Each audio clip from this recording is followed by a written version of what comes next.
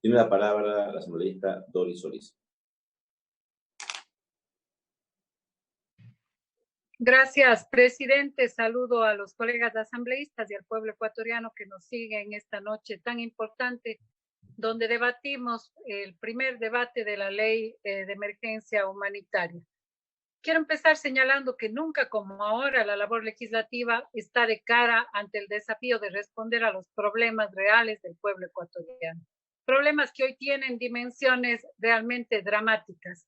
Y creo que en primer lugar debemos empezar esta sesión dimensionando estos problemas que muchas veces están reducidos a estadísticas de las muertes, pero que creo que tienen dimensiones humanas profundas.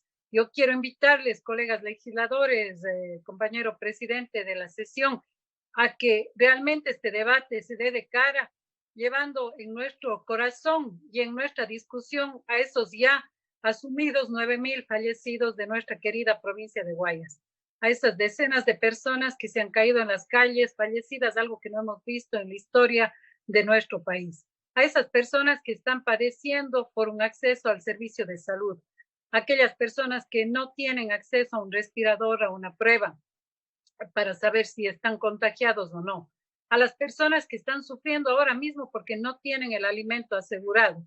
Más del 30% de ecuatorianos no tiene un empleo estable, no tiene un ingreso seguro y están sin duda alguna padeciendo por la falta de alimentos. Son las personas en la condición más vulnerable. Tenemos que debatir esta ley de cara a esas realidades humanas y de cara a la necesidad de que esta ley sea la ley para salvar las vidas. Yo quiero proponer, presidente, como un primer planteamiento, dadas las desafortunadas declaraciones, análisis y enfoque del gobierno sobre el tema de anticiparnos ya de una manera catastrófica a la cantidad de muertes que podemos tener, que esta y que la Asamblea ofrezca una ley por la vida y por la emergencia humanitaria. El eje, el objetivo de la ley tiene que ser definitivamente el salvar las vidas en una triada de trabajo por la salud, por el empleo y por la alimentación de los ciudadanos, que deben ser los ejes fundamentales de esta ley.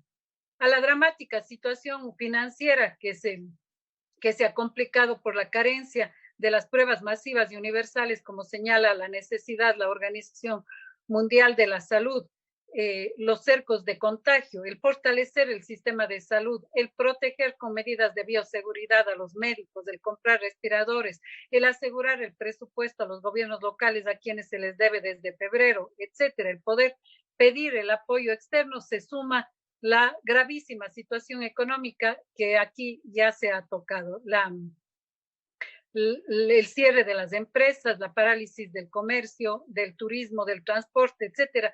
Pero yo quiero señalar nuevamente los datos de las personas, lo que nos encara a esta asamblea a discutir de frente y con la sensibilidad suficiente por el hecho, por ejemplo, de 400,000 despedidos, como lo ha señalado en el oficio y en la comunicación formal que nos ha enviado esta semana el ministro de Trabajo al requerimiento de información. Más de 400,000 despedidos ya registrados en el Ministerio de Trabajo, mientras nosotros estamos empezando a discutir por la demora del envío de la ley del Ejecutivo. Ya tenemos más de 400,000 familias y ecuatorianos desprotegidos por el despido. Siguen, señor presidente, los despidos y colegas asambleístas, los despidos en el sector público. Ayer se transparentó que 1,500 maestros fueron enviados a la calle. Siguen las fusiones y desapariciones de empresas, de instituciones públicas en el momento menos oportuno, afectando la vida de los ciudadanos. Tenemos denuncias de SELEC, denuncias de Hidropaute, tenemos las denuncias de Senagua en esta fusión absurda e inconstitucional con el Ministerio de Ambiente, y todo eso empeora la situación económica de miles de ecuatorianos. Frente a ello y en este contexto, quiero recordar las medidas que están recomendadas por los organismos internacionales y que están implementándose en los países que están logrando desarrollar con éxito la lucha contra esta pandemia. La CEPAL ha señalado no pago de la deuda externa. Lamentablemente en el país se ha hecho todo lo contrario y coincido con mi colega Ron, el ministro de Finanzas tiene que venir a dar explicaciones acá y apoyo el pedido de juicio que ha presentado ya o que prepara nuestro compañero Juan Cristóbal Lloret, porque esto realmente es una medida absolutamente inadecuada en el contexto de la pandemia. Piso de protección social para las personas que no tienen empleo y que están en condición de pobreza. Para ello necesitamos recursos, fortalecimiento del rol del Estado y su papel de planificación, inyección fiscal para salud, para empleos a las empresas, acceso universal a las pruebas. Para ello tenemos que en esta ley legislar precisamente para obtener los recursos. Y otra recomendación muy importante en la que quiero detenerme, los bancos centrales deben asegurar la liquidez a las empresas y a los gobiernos. Esta es una propuesta que está en el planteamiento de ley de nuestro colega Pavel Muñoz, que hemos tratado de que pueda ser debatida y que lo vamos a poner en esta noche, porque es fundamental que la ley que ya aquí se ha señalado por parte del presidente de la comisión y por quien me antecedió en la palabra, va a poder dar no la cantidad que requiere el Ejecutivo en términos de liquidez. Precisamente por ello no puede ser una ley que no toque los aspectos estructurales y los aspectos integrales para garantizar esa liquidez tanto con mecanismos de crédito externo como con mecanismos de financiación interna. Y estos son los debates, presidente, que hay que ponerlos en la noche de hoy para que este primer debate enriquezca radicalmente la propuesta del Ejecutivo. Asimismo, la gestión en los organismos financieros internacionales para la moratoria de la deuda. Estas son las medidas que recomienda la CEPAL, algunas de ellas del propio Fondo Monetario Internacional y el Banco Mundial, y que países que ni siquiera son de corte socialista, por ejemplo, como Chile, ya la están aplicando. Fondo de 3.000 millones de dólares para salvar pequeñas y medianas empresas al 0% de interés. La baja de las tasas de interés es otro de los debates fundamentales que no podemos rehuir. Entrando en materia, presidente, y de manera muy concreta, yo creo que esta asamblea sí tiene ya dos consensos muy claros. Por supuesto que es necesaria la ley y estamos trabajando y contribuiremos como bancada de la Revolución Ciudadana de la mejor forma a esa ley justa, esa ley equitativa en función de los ecuatorianos y ecuatorianas. Pero el segundo consenso es que esa ley ni de lejos es la ley enviada por el Ejecutivo. Esa ley tiene que ser transformada radicalmente porque es una ley que pone el 65% de la carga de contribución en los trabajadores y no en quienes más tienen. Como bancada de la Revolución Ciudadana, nosotros hemos planteado mecanismos concretos que pueden perfectamente poner el peso precisamente en aquellos sectores y en aquellos mecanismos que de mejor manera pueden contribuir a lo que requiere hoy el Estado, a lo que requiere hoy el propio Ejecutivo. La ley debe enfrentar, por ejemplo, un artículo que ayude a que el SRI cobre las deudas en firme por 1.400 millones de dólares que tiene de grandes empresas, de 500 grandes empresas que han evadido los impuestos en el país. Hemos insistido en que esto se introduzca en la ley sin que se haya recogido y por eso nos hemos abstenido en esta ley porque el informe que se presenta es un informe aún muy insuficiente y creemos que es un informe que puede y debe recoger estas propuestas que transformarían la ley radicalmente para bien.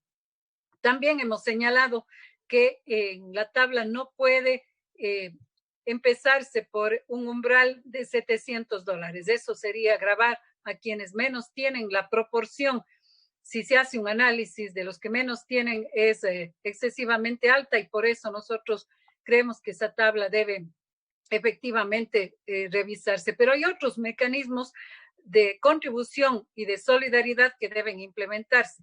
¿Cuál es la contribución de la banca en esta situación gravísima de emergencia en el país? Este es un debate que tiene que darse con absoluta transparencia y frontalidad. La banca que obtuvo 600 millones de dólares de utilidad en el año anterior debe contribuir de una manera mucho más decisiva en este momento. Y hemos planteado la baja de tasa de interés, los créditos productivos precisamente en condiciones blandas y favorables para los ciudadanos, la moratoria de los créditos que agobian a los ciudadanos. Y ahí hay un paquete de medidas muy importantes que también pueden ser mejoradas y fortalecidas. Me voy a referir ya a ello, pero no quiero dejar de señalar que es fundamental también en la ley dar herramientas a las instancias financieras para evitar la fuga de capitales en este momento en que requerimos, por el contrario, recuperar y traer capitales a la economía del país.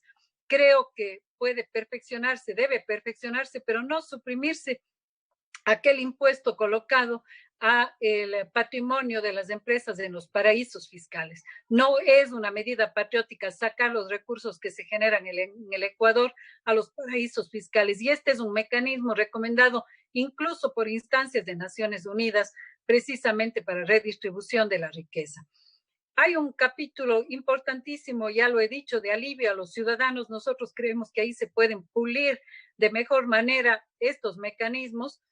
Por ejemplo, establecer 3 meses de gracia para el pago de servicios básicos, estudiar la rebaja de la tarifa eléctrica a una cantidad mayor del 10% que se ha colocado en la propuesta de la mayoría de la comisión, que podría incluso llegar al 20 o 30%, un mayor compromiso del IES, la institución de los afiliados para facilitar moratoria de créditos, reestructuración y poder retirar el fondo de cesantía para las familias que requieren liquidez. No ha sido hasta ahora acogido este planteamiento y yo creo que es fundamental llamar a las autoridades a que en este momento tomemos medidas extraordinarias frente a un contexto absolutamente extraordinario. No pueden repetirnos discursos tecnocráticos como que estuvieran en tiempos normales. Tenemos que hacer el mayor esfuerzo y en esa dirección creemos que varias de estos aspectos de alivio a las preocupaciones y a los créditos y pagos de los ciudadanos deben realizarse. Un tercer capítulo muy importante es la protección de los derechos laborales. Insistiré en la comisión, colegas de la comisión y colegas asambleístas, en el cese de despidos en el sector público, el cese de fusiones arbitrarias e inconstitucionales de las instituciones para seguir achicando el Estado en momentos en que tenemos que proteger los derechos humanos de las familias, así como el conjunto de derechos laborales. Nosotros hemos reivindicado dentro de ello a los posgradistas de los servicios de salud para que puedan tener un contrato ocasional y tener una paga al encontrarse en primera línea de atención en la pandemia. Es decir, presidente, y con esto cierro, esta ley tiene que transformarse en una ley mucho más radical para salvar la vida y para establecer apoyo humanitario. Lo que hoy tenemos en esta ley, pese a las inclusiones importantes, pese a un procesamiento democrático que se ha dado en la comisión, es todavía francamente insuficiente. No queremos todavía tocar los temas estructurales y fundamentales, y esa es la invitación que yo hago en esta noche, para que con la riqueza del debate que tendremos ahora en esta primera instancia de debate, realmente podamos ofrecerle al país una ley para salvar las vidas, una ley efectivamente eficaz y que le dé al Ejecutivo, que le dé al Estado y sobre todo a los ciudadanos las mejores herramientas para derrotar la pandemia. Muchas gracias.